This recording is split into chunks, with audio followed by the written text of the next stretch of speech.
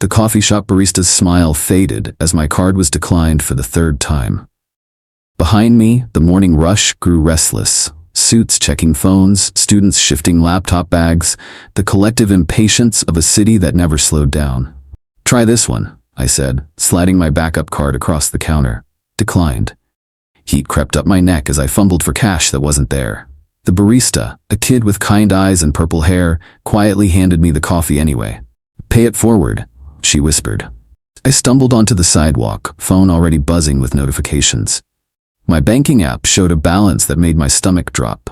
$22,407.63. Charges I'd never made scrolled down the screen like accusations. Luxury sneakers from StockX, cryptocurrency purchases, a weekend at the fucking Bellagio. My hands shook as I called the fraud line, but my mind was already racing ahead to the mortgage payment due in 4 days. The house my ex-wife and I had bought before the divorce, the one place that still felt like home. The banker's cologne hit me like a chemical weapon. Burnt sugar mixed with the kind of cheap authority that came from a company handbook. Jerome Walsh sat behind his marble fortress, fluorescent lights buzzing their mechanical hymn overhead, while I clutched printouts that might as well have been my death warrant. His nameplate gleamed, Customer Relations Specialist. The irony was suffocating. "Sir," Walsh said, tapping his keyboard with the practiced indifference of a man who destroyed lives before lunch, "our investigation found no fraud. These charges show valid merchant authentication codes." I leaned forward, fighting to keep my voice steady. "I was in Milwaukee that weekend, auditing a pension fund. I have hotel receipts, flight records. The investigation is closed." His pale eyes barely glanced at my evidence before returning to his screen. "Your balance stands." The words hit like a physical blow. My mortgage payment, $2,981, was due in 4 days. 4 days to find money that had vanished into someone else's fantasy weekend. "So that's it?" My voice came out smaller than intended. Walsh's smile was surgical, thin, precise, designed to cut clean. "That's it." Something inside me clicked. Not broke, clicked, like a vault door finding its combination. Back home, I sat surrounded by the ghosts of my former life. Wedding photos I couldn't bring myself to pack. Sarah's coffee mug still in the sink. The forensic accounting textbooks that had once promised a different future. My laptop screen glowed with Millennial Bank's website, its cheerful promises of customer-first service mocking me from the digital void. I replayed the risk ops call from 3 weeks ago, when Agent Sarah Chen had promised a provisional credit while they thoroughly investigated. Her voice had been silk and certainty, the kind of professional warmth that felt genuine until it wasn't. But I knew about lies. 3 years ago, I'd missed the N-Tech fraud. $50 million in phantom assets hidden in subsidiaries I'd failed to scrutinize. 67 retirees lost their pensions because I'd trusted the wrong spreadsheet. That failure had cost me my marriage, my reputation, and my faith in the system. It wouldn't cost me my home. Not this time. I pulled every document Millennial Bank had ever published, dating back to their 2001 founding as a community-focused credit union. 24 years of policy updates, regulatory filings, and customer agreements designed to confuse and defeat. But numbers don't lie to forensic accountants. They whisper secrets. Buried in Section 14, subsection paragraph 3, merchant processor errors are reversible within 60 days given proper cardholder affidavit and supporting documentation. I'd filed on day 47. They'd closed my case on day 59. A 2-day dodge had saved them $22,000 and destroyed me. I stared at my ceiling fan's lazy rotation, thinking about N-Tech, about the retirees whose trust I'd betrayed through incompetence. This time, I wouldn't miss the pattern. This time, I'd understand the system better than those who built it. Evidence that couldn't be disputed, altered, or explained away. That was my first weapon. I downloaded 6 months of transaction data, every debit and credit that told my financial story. Then I hashed it with SHA-56 encryption and stored the hash on Ethereum's blockchain, complete with timestamp. If anyone later accused me of altering records, mathematics would prove them wrong. The customer service recordings came next. Federal law was on my side. Every call began with, "This conversation may be monitored." Those WAV files went into an encrypted drive I labeled Thermite. The name felt like prophecy. At 3 a.m. I sat in my kitchen's blue glow, building an arsenal from code and crypto. Each file upload felt like loading ammunition for a war I was finally ready to fight. Millennial Bank's AI disaster began trending on a Tuesday. Frictionless Fred, their automated dispute resolution bot, launched with a press release full of buzzwords about revolutionary customer service and cutting-edge efficiency. The marketing department probably popped champagne. Twitter destroyed it within hours.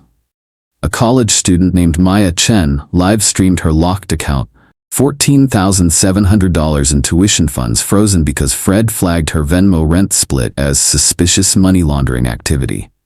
She dropped out mid-semester, sobbing into her phone while financial aid officers explained there was nothing they could do. Rent payments declined. Babysitter fees flagged as fraud.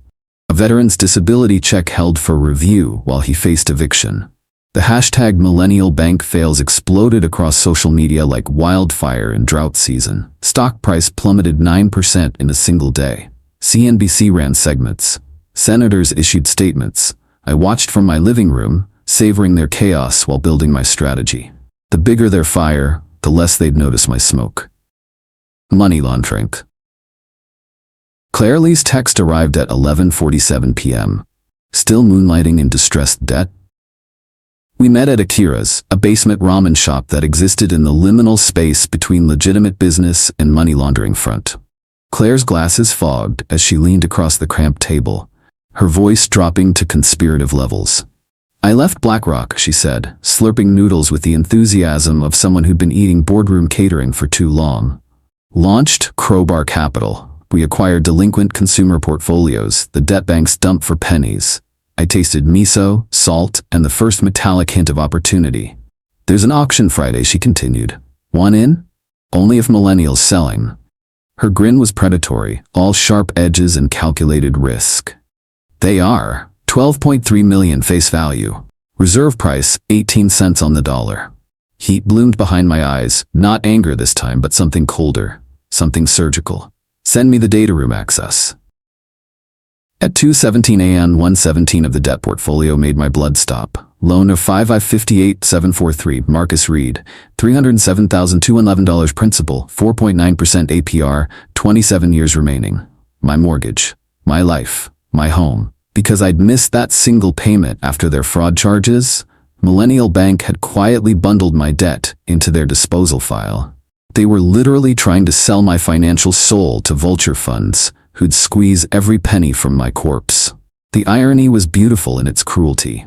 They'd created the very weapon I'd used to destroy them. I emailed our family attorney at 2:33 a.m. Can I legally bid on debt that includes my own loan? Rohan Mohanty's reply came at 6:15 a.m. 6 words that changed everything. No statute says you can't. Proceed. Claire fronted $1.5 million from Crowbar Capital's war chest, her confidence in my plan absolute.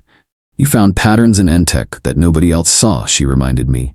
You just caught 'em too late. This time, you're ahead of the curve. My cousin Zoe agreed to research creditor standing after assignment, the legal precedents that would make our position bulletproof.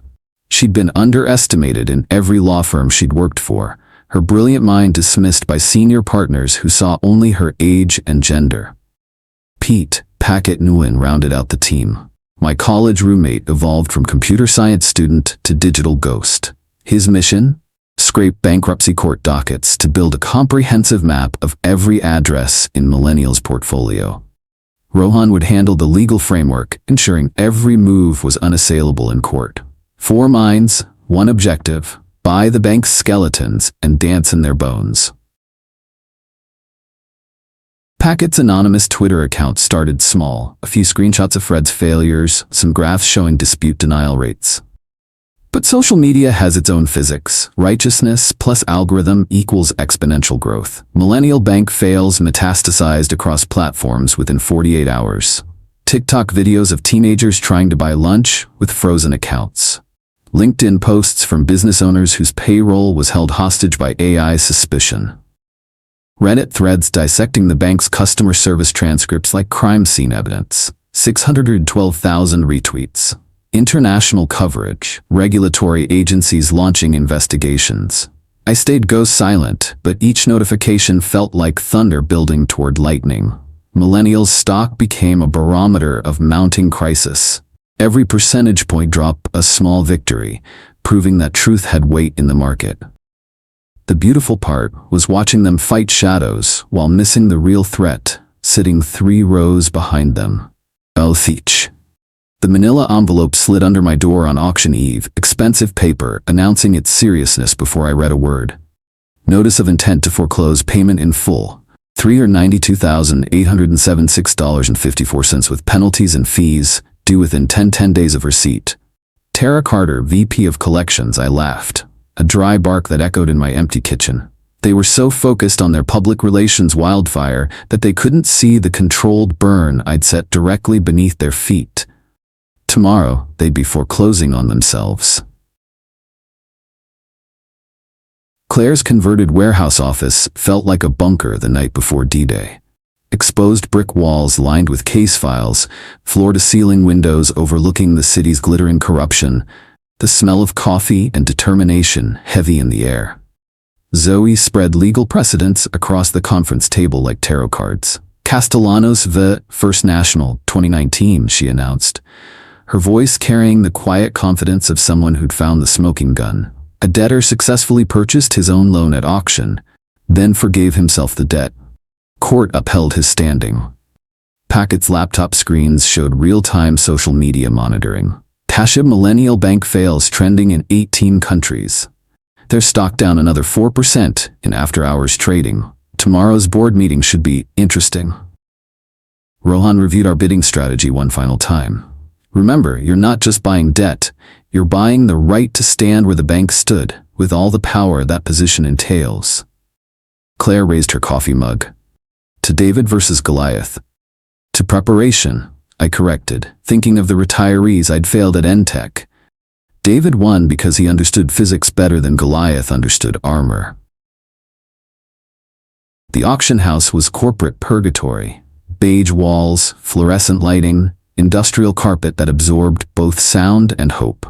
Vulture funds circled with corporate credit cards and the casual ruthlessness of people who profited from others' misery.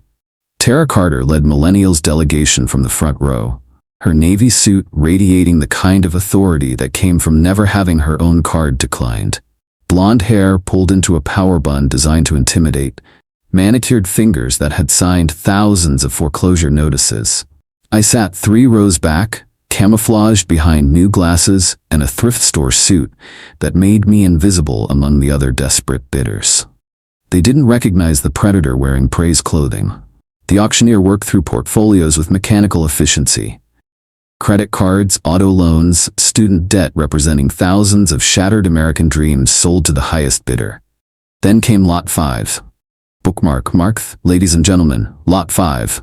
Consumer debt portfolio, face value $12.3 million, opening bid $2.2 million. The room stirred like sharks sensing blood. This was the prize, a massive collection of defaulted loans that could generate returns for decades. Apex Recovery's representative raised his paddle. $2.3 million.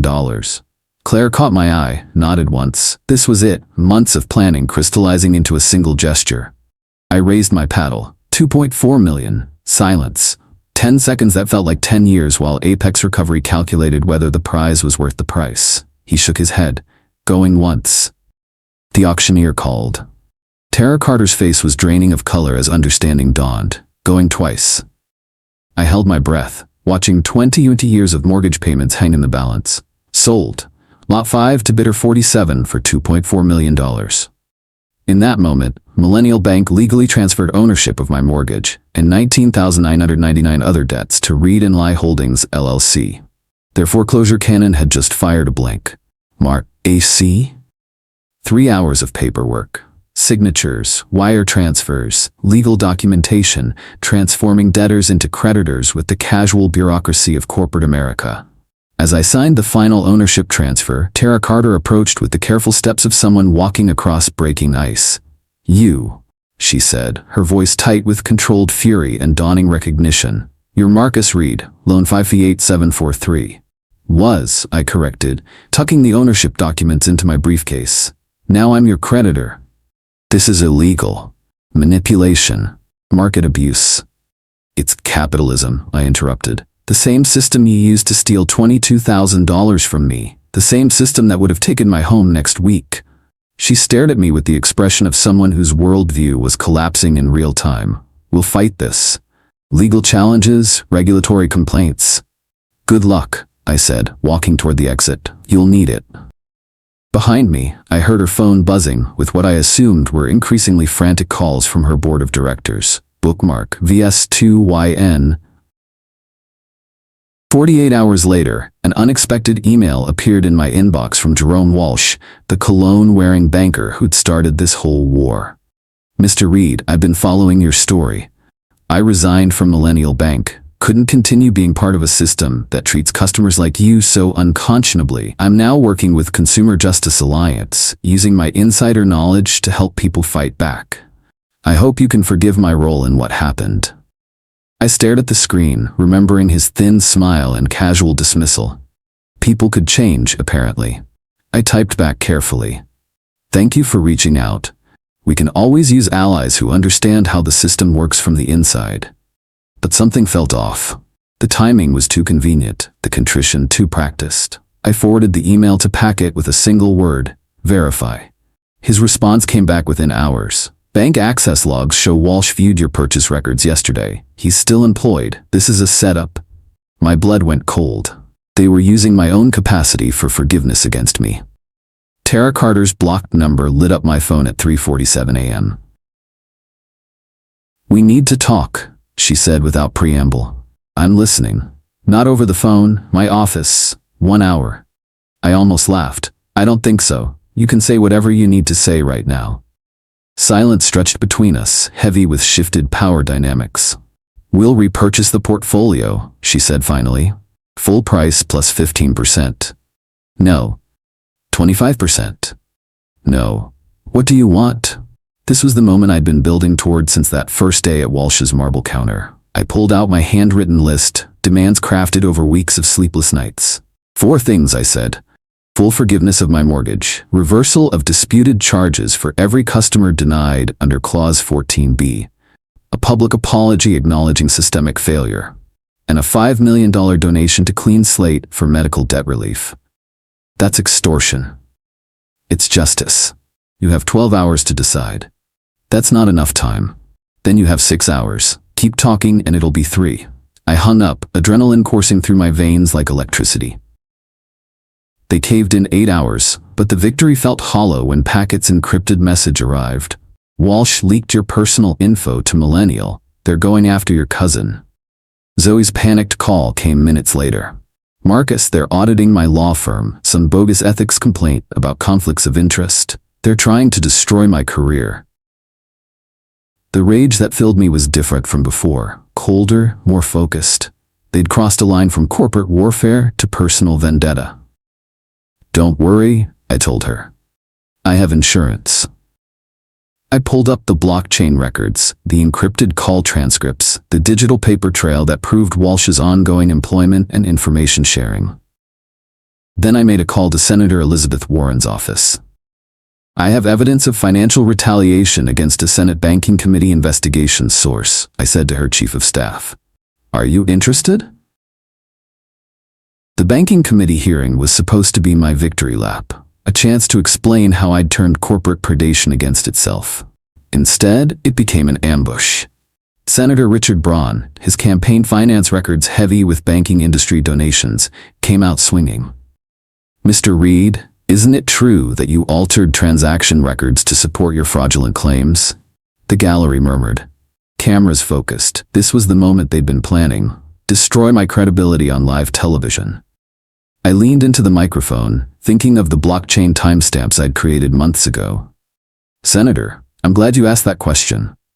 I pulled out my laptop, fingers flying across keys. On the screen behind me, transaction hashes appeared alongside their blockchain confirmations. Every piece of evidence I submitted was cryptographically verified on a public ledger before I ever contacted the bank. These timestamps are mathematically impossible to forge. Would you like me to explain how SHA-256 encryption works? Braun's face went pale. The room erupted. Twitter exploded.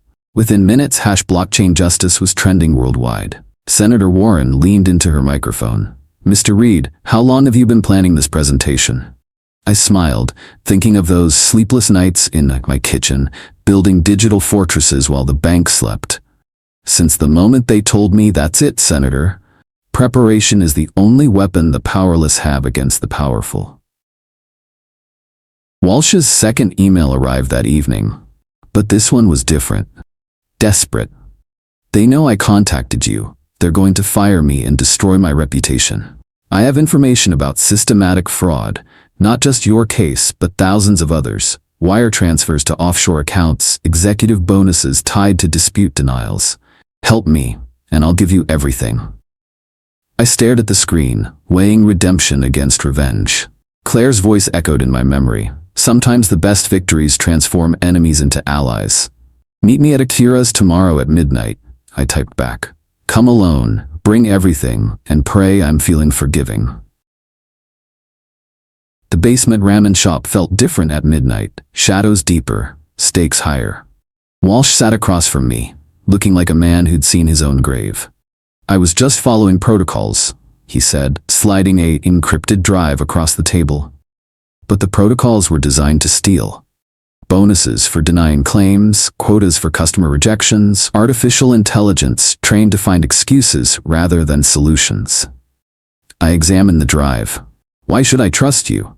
Because I'm about to lose everything anyway. My job, my reputation, probably my freedom when this gets out. The least I can do is help you burn it all down properly. I pocketed the drive. Sometimes redemption came at midnight in basement restaurants, served with a side of cold noodles and desperate confessions. The press conference took place on the Meridian Building's rooftop. The city's financial district spread below like a chessboard. I was finally winning. Reporters gathered like wolves scenting blood, drawn by the promise of corporate accountability in an age of executive immunity. I stood at the microphone, holding my stamped mortgage note, the document that had started this war and would now end it. Behind me, a portable generator hummed, powering the industrial shredder that would serve as my final statement. 6 months ago, I began. Millennial Bank stole $22,000 from my account and refused to return it. Today, they're paying $5 million to fix the damage they've caused to families across this country. I fed the mortgage into the shredder, watching decades of debt disappear into confetti. The wind caught the pieces, scattering them over the financial district like snow. The ticker on a nearby screen showed Millennial stock down 23% since market open. Behind me, CleanSlate's banner read, "Medical debt forgiven today, $67,891,200. I raised a glass of supermarket champagne, to understanding the system better than those who built it. Bookmark. Blockchain justice spawned copycat investigations nationwide. Customers armed with cryptographic knowledge began auditing their own disputed charges. Other banks quietly settled rather than face similar scrutiny. Millennial's stock entered free fall, dropping 34% in 2 weeks. Regulatory investigations multiplied. Class action lawsuits bloomed like spring flowers after a long winter. But the real victory was quieter. CleanSlate's counter climbing toward $100 million in forgiven medical debt. Families freed from healthcare bankruptcy. Children who wouldn't grow up in the shadow of their parents' medical bills. That was worth more than any revenge. Zoe's ethics investigation evaporated once Walsh's evidence revealed the bank's retaliation tactics. She was offered partnerships at 3 major firms, her reputation enhanced rather than destroyed by her role in our victory. Claire spun up Debt Freedom Fund V3, targeting predatory payday lenders with the same surgical precision we'd used against Millennial. The model was replicable. Understand the system, use it against itself, transform victims into victors. Even Walsh found redemption, his testimony helping prosecutors build criminal cases against Millennial's executive team. Sometimes the best allies were former enemies who'd seen the light or felt the heat. 1 year later, I woke up in a house that was truly mine. No mortgage, no liens, no monthly reminders of financial servitude. I brewed coffee that tasted like possibility and watched sunrise paint the sky in shades of justice. My laptop showed Clean Slate's latest numbers. $127 million in medical debt erased, with more families freed every day. The phone rang, another victim of corporate predation, another story of charges denied and hope deferred. I listened to her story, already building the strategy that would become her weapon.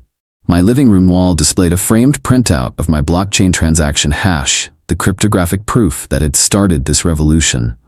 Below it, a simple inscription: "The system isn't rigged, it's just misunderstood."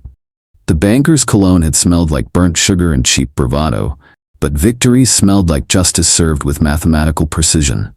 Power belonged to the prepared, especially when the system prepared only for the powerless.